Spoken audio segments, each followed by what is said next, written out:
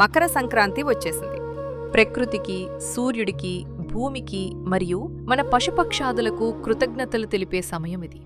ఇది పునరుద్ధరణ, మార్పు మరియు కృతజ్ఞతలకు సంబంధించిన 3 రోజుల పండుగ. మొదటి రోజు భోగి.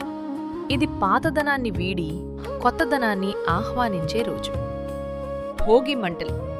భోగి మంటల కోసం కేవలం చిన్న పుల్లలు, పిడకలు లేదా చెక్కలను మాత్రమే మండించండి. ప్లాస్టిక్, రబ్బరు, థర్మాకోల్ లేదా టైర్లను అస్సలు కాల్చకండి. దానం చేయండి. మీకవసరం లేని కానీ ఇతరులకు ఉపయోగపడే బట్టలు, పుస్తకాలు మరియు గృహోపకరణాలను దానం చేయండి. ముగ్గులు. బియ్యం పిండితో ముగ్గులు వేయండి.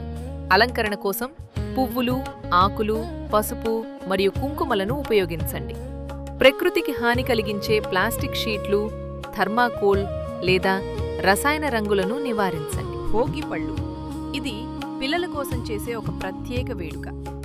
పిల్లలు దీర్ఘాయుషుతో, ఆరోగ్యంగా మరియు సుసంపన్నంగా ఉండాలని ఆశీర్వదిస్తూ పెద్దలు రేగిపళ్ళు, చెరుకు ముక్కలు, పూలు మరియు నాణేలు కలిపి వారిపై పోస్తారు.